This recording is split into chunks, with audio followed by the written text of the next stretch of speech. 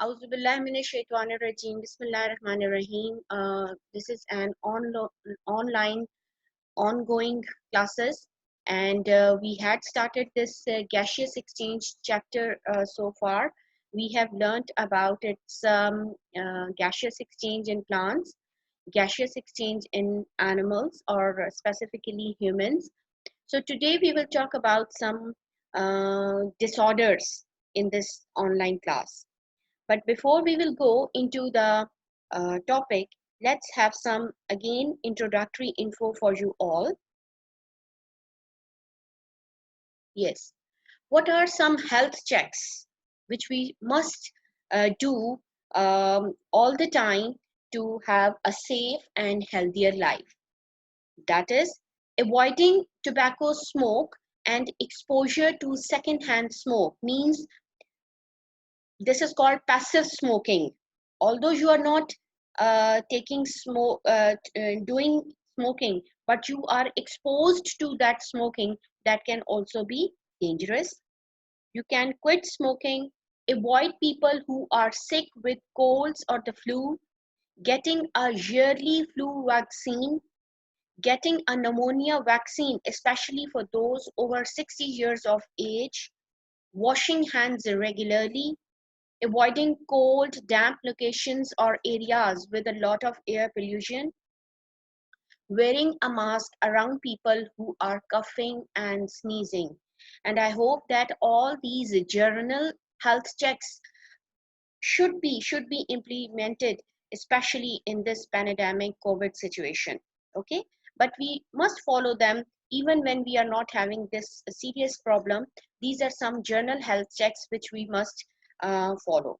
Okay, so moving towards our actual topic today, that are the respiratory disorders. Got it, students? So what are these? Respiratory disorders is a medical term that encompasses pathological conditions affecting the organs and tissues that make gas exchange possible in higher organisms. Got it? Means it is the term. Disorder always means disease, and it's a medical term which covers all the pathological conditions. Means pathological conditions means the conditions in which your organs which make up your respiratory system, or the tissues which are making your respiratory system, they are being diseased, or they are being suffered somewhere or somehow. Okay, but if these conditions will not be taken seriously, they can lead to death if they become chronic.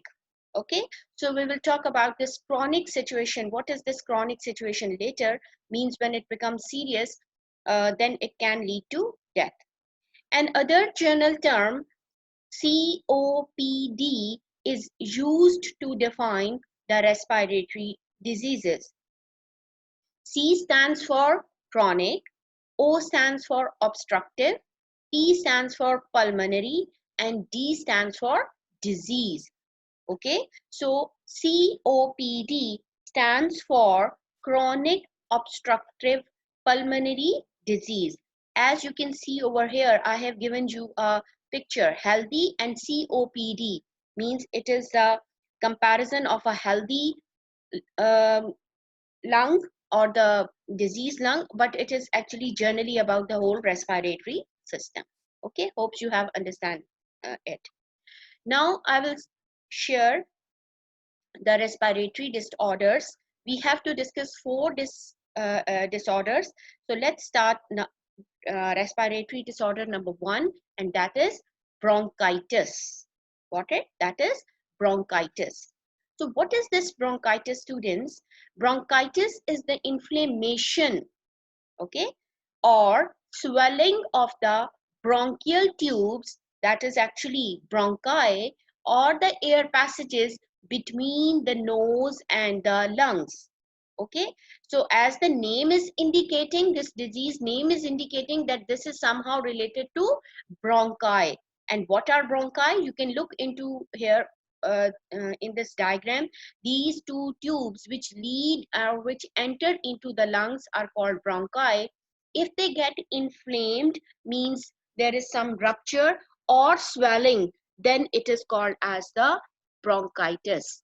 Okay, and you can see this is the actual diagram of these bronchiolar muscles attached with these alveoli. Later I will show you about the picture of this bronchitis.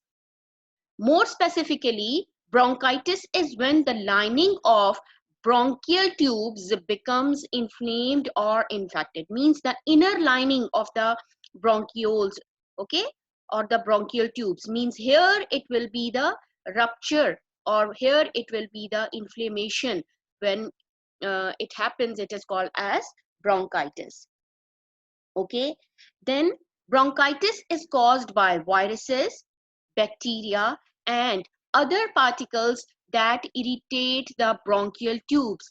That may be allergens, pollens, etc. Okay, because all of you know that most people are sometimes sensitive to certain allergies, dust allergy, pollen allergy, so on.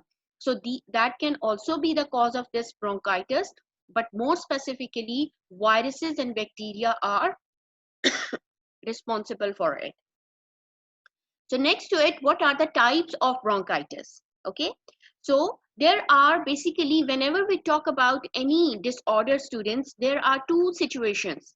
Either it is acute or chronic.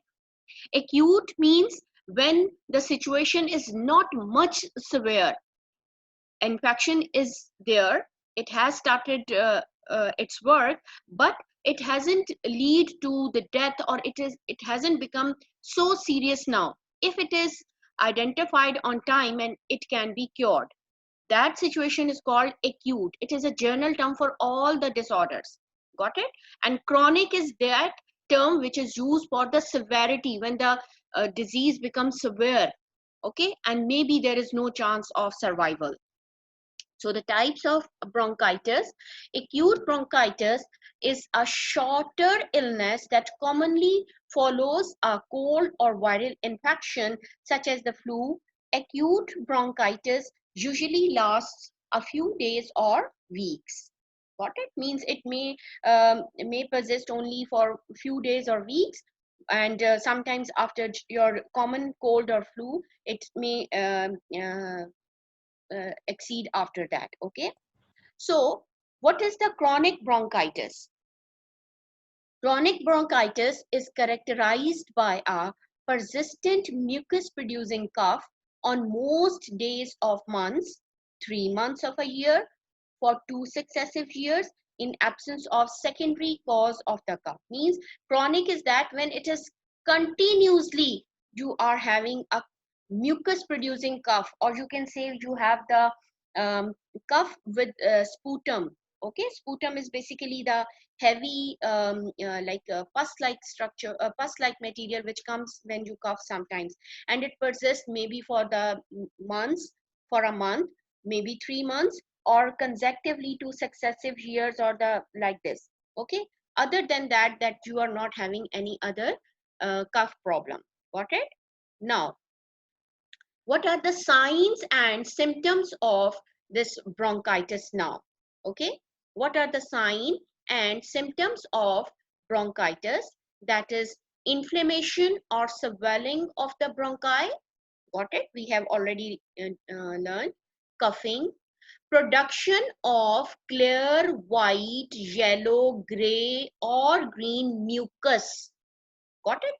All of you know that sometimes when we spit or when we cough, sometimes some whitish mucus comes out of along with our coughing.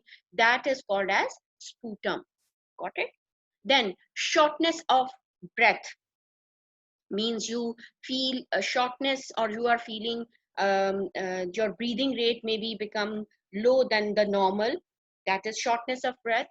Then wheezing, means you are having like a much sneezing and situation like that. Fatigue, you are feeling lethargic. Fever and chills, means you are having fever and sometimes you are feeling much cold periodically. Then chest pain or discomfort, and blocked or runny nose. So these are some general sign and symptoms for bronchitis. Got it? So next to it is the second disorder is this emphysema. What it is, students? Emphysema. Okay. What is this now? This is a condition in our body in which the air sacs of the lungs called alveolus are damaged and enlarged, causing breathlessness. Okay. The last disorder was bronchitis. It was the inflammation or swelling of the bronchi. Emphysema is the disorder or the disease for the alveoli in your lungs. I hope every one of you can see over here. Okay, that is the ending of each lung having this sac-like structure. We have already learned. So this is the normal alveoli, and that is the alveoli with emphysema. When there is rupture in the tissue level, and all of you know that these alveoli are richly supplied with the blood capillaries also, so they become damaged, they may become enlarged, and they may cause the breathlessness. Let's have some more look on this emphysema now.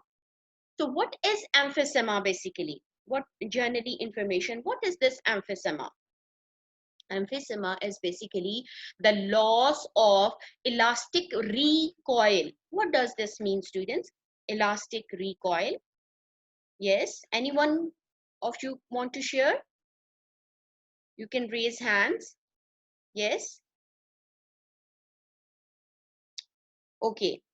So elastic recoil means that all of us, we know that our lungs, and we have learned in our last lesson that the lung is a very soft spongy tissue. Got it? So, and we had also learned that this alveoli are, there are millions and of alveoli present in each lung. Got it? So they are very sensitive and elastic in nature, means they have very elastic um, muscles in the alveoli. Okay, so when they become recoiled, means they are not straight, they may become tangled with each other, then there can be the rupture in the structure of these alveoli. So this loss of recoil leads to an increased compliance and inability to expel gas out of the alveoli, leading to trapped air in the lung. Means now the air will just trap in the alveoli, that's it, but there will be no gaseous exchange. As we have learned that at the site of this alveoli, gaseous exchange takes place. So definitely there will be some problem in the gaseous exchange when that there is some problem in the alveolar part. So alveoli cluster together forming blebs. We have already learned about this term blebs in grade 9. So you can see that this is your normal healthy air sac, and you are observing many air sacs are there. But when it is the attack of emphysema, you can see that they are becoming enlarged. They become means this ambiguous, and then there is no, you can see that there cannot be any more or good exchange of gases over there. When there will be no exchange of gases, definitely there will be problem in breathing, and emphysema weakened and collapsed air sacs with excess mucus. Again, this is the same type of liquid which is trapped in the alveoli. Okay, now the next is that what are the symptoms and treatments for this emphysema now. Okay, so these are the symptoms. Coughing with or without phlegm, means again sputum. Okay, sometimes refers to as smoker's cough, like as the smokers they do coughing, sometimes the patients which are suffering with emphysema, they also cough in the same way. Okay, then there is again a term for shortness of breath, that is called as dysphonia, Noia, troubling catching one's breath, means maybe you will having trouble in taking breath. Again, fatigue, wheezing, barrel-like distended chest, means you are having some problem in your chest. Lethargy or difficult concentrating and difficulty in sleeping. These are some of the symptoms of this emphysema. Now, what are the treatments for these emphysema? That if you have been suffered from this problem, then what can be the um, treatments? Stop smoking if you smoke. Okay, use bronchodilators, inhalers. These are some of the names of these inhalers. Then must go for anti-inflammatory medication, use antibiotics, or do go for oxygen therapy. So these are some of the treatments which you can use for the uh, problem of this emphysema. I hope students you have well understand about bronchitis and emphysema till now. You have come to know about their symptoms and the treatments. Okay, so that is some differences between the bronchitis and emphysema. I want to show you students, you can see over here, we were talking about bronchitis earlier, that actually it is the destruction of the inner lining of the bronchi. So you can see that normally it is like this, but your obstructive chronic bronchitis is in this way, that you have seen that how much inflammation has been caused and how much narrow this passage is now. So when there is narrowing of this air passage will be there, definitely you will have a problem in breathing and other related problems. Similarly, if you look into this alveoli, this is the normal alveoli you have, and with emphysema you can see that a single alveoli, how much it has become enlarged. When it becomes enlarged, air starts becoming trapping, and there will be difficulty in the air exchange, and definitely it can burst or damage the alveoli ultimately if it persists for a long time. Got it, students? Okay, now we are moving to our third respiratory disorder, and that is this pneumonia. I hope most of you are familiar of this disease before, but still today we will talk about it, that what is this pneumonia? Pneumonia is an inflammatory condition of the lung, okay, especially affecting the microscopic air sacs, that is alveoli, and the parenchyma of the lung. Got it, student? Emphysema is the specific disease for of inflammation or the destruction of the air sacs. Pneumonia attacks on the whole lung, more specifically on the alveoli, but it can damage the parenchyma of the lung. And I do hope that parenchyma is basically the cells which make the ground of any organ. We have learned about these parenchyma tissues in grade 9. So that is the same, that other than these alveoli, the cells which make the structure of the lung are called the parenchyma of the lung. So lung parenchyma refers to the alveolar tissue with respiratory bronchioles, alveolar ducts, blood vessels, and the terminal bronchioles, means the bronchioles which end up to the alveoli. Got it? So this is what the lung parenchyma means, that it can be the alveolar tissues, it can be the bronchioles which are present when they bronchi, when they enter into the lung, they are called bronchioles, alveolar ducts, and the blood vessels which are surrounding that alveoli or the terminal bronchioles. Okay, now what are the different types or classes of pneumonia? Okay, before I will share these classes of pneumonia, I want to tell you students that if your one lung is being affected with pneumonia, we simply call it pneumonia. Got it? But if your both lungs are being affected with this pneumonia, in that case we call them double pneumonia. Okay, so mind it.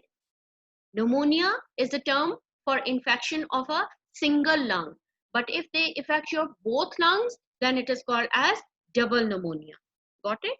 So according to causes, um, bacteria, the most prominent or the most common cause of pneumonia, and even that is the name of bacteria is Streptococcus pneumoniae. Viral pneumonia, it can be due to virus. Fungal pneumonia can be due to fungus. Chemical pneumonia means when you have some um, a problem due to wrong medication, and aspiration pneumonia means when you have some general breathing problems already. So how this pneumonia attacks, or what is its mode of action? When the causative organisms means it can be bacteria, it can be virus, it can be fungus, anything. When the causative organism enters the alveoli, they settle there, means they start settling over there. When they start settling over there, they start growing in number, means they increase their number over there. When they start growing over there, definitely they will complete their life cycles over there. They break the lung tissues, and the area become filled with fluid and pus.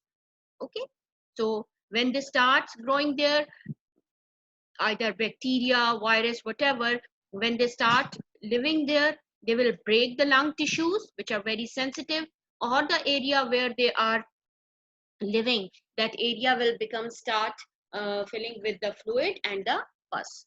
So what are the symptoms of this pneumonia? That is high fever, shivering, cough with sputum. Okay, what are the symptoms? Very high grade fever along with shivering and cough with sputum. Vaccines, treatment for pneumonia are vaccines for, again, this Streptococcus pneumoniae, that is the specific bacteria which attack this pneumonia, for this pneumonia, and the specific antibiotics we can use for this uh, pneumonia. Got it, students? So when you recall and learn this topic, again remember that you have to learn this from the point of view that what is the definition of that disease, or what are the causes. Okay, then you have to, if it describes the description of its infection, then you have to tell the sign and symptoms, and then treatments if there any. Okay, so now we are moving to our last respiratory disorder, and that is this asthma. Yes, that is this asthma, and I hope that most of you are already well familiar of this um, problem. Okay, because asthma is a very common respiratory disorder. Anyways, let's have a look on it, that what it is actually. Asthma is defined as a chronic inflammation disease of airway that is characterized by increased responsiveness of tracheobronchial tree to a multiplicity of tumuli. Got it? Means when you have much and much inflammation, chronic inflammation diseases of your whole air passageway, and you have some increased problem of that breathing. Okay, because this asthma is the general respiratory disorder rather than a specific one. Got it? It affects your whole air passageway. Got it? That's why it is more common, and it can be more dangerous than the other respiratory disorders. So what is asthma? Asthma is a chronic disease that affects the airways, which causes breathing problems. It can be life threatening. I told you before that because asthma is attacking your whole air passageway. It may damage your bronchi, it may damage the lungs, it may damage the alveoli, it may damage that the whole like linings of the whole air passageway. So it can be more life threatening. So the inside walls of the airways are inflamed, means they become swell. The inflammation makes the airways very sensitive, okay, and they tend to react strongly to allergens or irritants. I do hope all of you know that who are asthmatic patients, or the patients who are having asthma, they even become sensitive to very common allergies and to very common irritants. Okay, the normal humans, they may not be affected, or they may not um, get some problem with the normal allergens and pollens, dust, etc. But a person who is already having asthma problem may become very, very sensitive to these allergens or the irritants. Okay, so when the airways reacts, they get narrower and less air flows through to the lung tissues. This causes symptoms again like whizzing, that is a whistling sound when you breathe. I hope you understand that sometimes when we have a very chest infection or the congestion, even at that time when we breathe, a whistling sound comes out along with our breath. Then coughing, chest tightness, and trouble breathing. Got it? So breathing problems are attacks or the episodes of asthma. Okay, students. So these are some common symptoms of this asthma.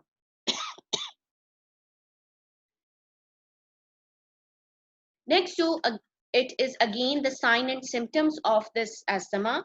Symptoms of exercise-induced asthma during or following exercise includes chest tightness or pain, cough, shortness of breath, wheezing, underperformance or poor performance on the field of play, fatigue, prolonged recovery time, and even they may have this gastrointestinal discomfort. Means the asthmatic patients, these are the common signs or symptoms, but that is very unusual symptom, students, that the asthmatic patients may have some discomfort in the intestinal or the you can say gastrointestinal, means the problem in the digestion also.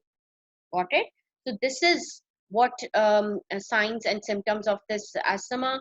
What are the preventions? That the decrease or control exposure to known allergens and irritants, means by staying away from cigarette smokes, exposure to pets, removing animals from bedrooms or entire houses, and avoiding foods that may cause these symptoms.